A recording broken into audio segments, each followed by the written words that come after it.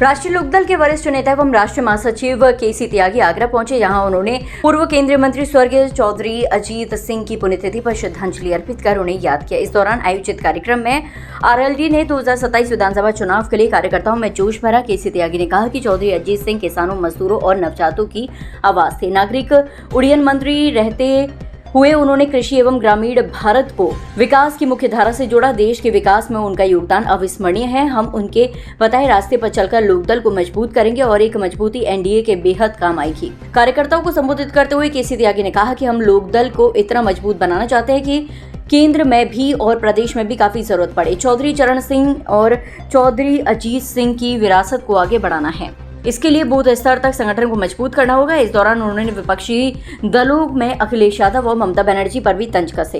कार्यक्रम को राष्ट्रीय सचिव अनुपम मिश्रा ने भी संबोधित किया। उन्होंने कहा कि 2024 में मिली सफलता के बाद अब 2027 विधानसभा चुनाव की तैयारी में जुटना है। पार्टी के वरिष्ठ नेताओं की मौजूदगी में सभी कार्यकर्ताओं से अभी से फील्ड में उतरने का आह्वान किया गया। कार्यक्रम के दौरान पूर्व ब्रज प्रांत अध्यक्ष और सादाबाद के विधायक प्रदीप चौधरी उर्फ गुड्डू, एमएलसी योगेश नौवार, प्रदेश उपाध्यक्ष कप्तान सिंह चाहर, नरेंद्र धनगर, प्रदेश महासचिव महेश कुमार जाटव, प्रदेश सचिव डॉक्टर रूपेश चौधरी, सत्यवीर सिंह रावत, मानव चौधरी, महानगर अध्यक्ष दुर्गेश शुक्ला, डॉक्टर खेम सिंह राजपूत, मयंक खिरवार, आलोक चौधरी, संजीव शर्मा समेत बड़ी संख्या में पार्टी पदाधिकारी और कार्यकर्ता मौजूद रहे।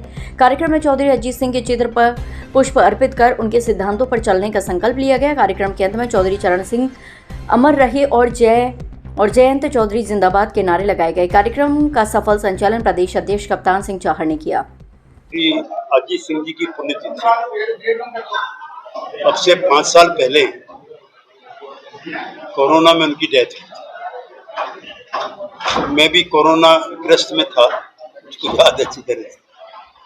और 29 तारीख को भारत रत्न चौधरी चरण सिंह जी की पुण्यतिथि है। तो लोकदल सभी समर्थकों के साथ, सभी सहयोगियों के साथ इन दिनों को स्मरण दिवस के रूप में मनाते हैं। 29 तारीख को बड़े आयोजन देश भर में होते हैं, जिसमें प्रधानमंत्री, गृह मंत्री, पार्टी के सभी वरिष्ठ नेता साथी साबित होते हैं। नंबर 1।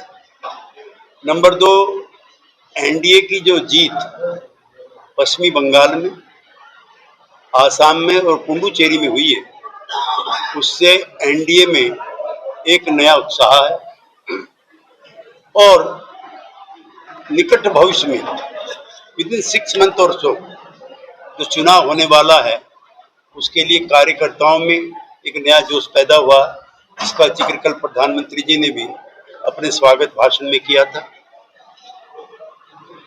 लोकदल ये आज का नहीं है और ना एनडीए आज का है। आजकल हमारे कई मित्र सवाल उठाते हैं कि जयंत जी लोकदल में चले गए, खासतौर से सपा के मित्र।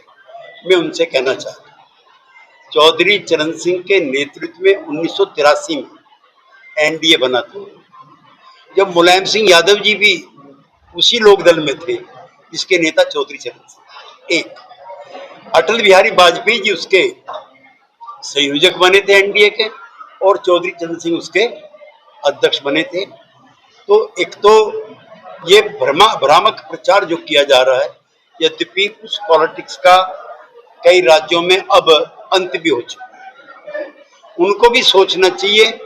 और जिस तरह के वक्तव्य ममता जी के आए हैं वो अनडेमोक्रेटिक है, अनकॉन्स्टिट्यूशनल। ये अफ्रीका के मुल्कों में होता था कि प्रधानमंत्री हट गए और मारे गए। ये बाबा का दिया हुआ संविधान है। यहाँ प्रधानमंत्री भी, भूतपूर्व प्रधानमंत्री आमने सामने बैठते हैं।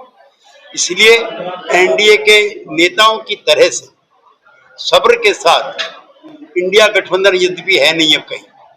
और मैं एक चीज और कहना चाहता हूँ, आज ममता बनर्जी का मैंने बयान देखा। मैं उस समय जेडीयू में था, उसका प्रधान महासचिव था नीतीश कुमार के साथ। नीतीश कुमार को इंडिया गठबंधन से भगाने वाली ममता बनर्जी। अशोका होटल में मीटिंग हो रही थी तो राहुल गांधी आकर के कहते हैं नीतीश कुमार जी से कि ममता जी आपके पक्ष में नहीं है। आज पूरे देश में कोई भी ममता जी के पक्ष में नहीं है। इतिहास अपने आप को इस तरह से दोहराता है। बाकी हम एनडीए के मजबूत हिस्से हैं। आज भी हमने अपील की, आप में से कई साथी थे, एनडीए का जो भी उम्मीदवार आवे उसको जिताने का काम करें। उत्तर प्रदेश की राजनीति में 2027 प्रबंधन के लिए काम करें। ताकत जितनी भी मिलेगी वो एनडीए की काम आए। मैं चाहता हूँ बहुत ताकत मिले, लेकिन वो एनडीए के काम आए। बिहार में आते हैं, बिहार में जिस तरीके से नीतीश जी ने एक सत्ता का हस्तांतरण किया है और भारतीय जनता पार्टी का पहला मुख्यमंत्री, और आपको बिहार और उत्तर प्रदेश की राजनीति जो पीएसडी है, तो इस ट्रांसफॉर्मेशन को क्या मानते हैं? मैं इसका कोई बुरा नहीं मानता।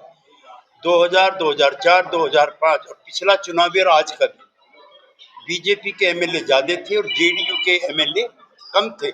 7 बार बीजेपी ने हमारा मुख्यमंत्री बनाया जेडीयू का। अगर एक बार उनकी इच्छा है कि बीजेपी का आदमी मुख्यमंत्री बनना चाहिए, इसमें क्या बुरी बात है? जेडीयू के वर्कर्स को वहां पे कोई ऐतराज नहीं।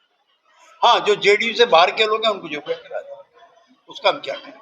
ममता बनर्जी का भी आपने जिक्र किया, वो इस्तीफा नहीं देंगी, लेकिन राज्यपाल को पावर है, 7 मई के बाद वो चीफ मिनिस्टर नहीं रहेंगे। आपके संविधान में ऐसा कोई प्रावधान नहीं है कि जिसको जनता ने रिजेक्ट कर दिया हो वो मुख्यमंत्री बना। पूरा विपक्ष, चाहे वो अखिलेश यादव हो, राहुल गांधी हो या ममता बनर्जी हो, वो सब यही आरोप लगा रहे हैं कि 100 सीटों की वहाँ चोरी हुई है जनादेश की। तो फिर केरला में क्यों नहीं हो पाई है? तमिलनाडु में क्यों नहीं हो पाई है? वहां तो द्रविड़ का आंदोलन 100 साल से भी ज्यादा पुराना।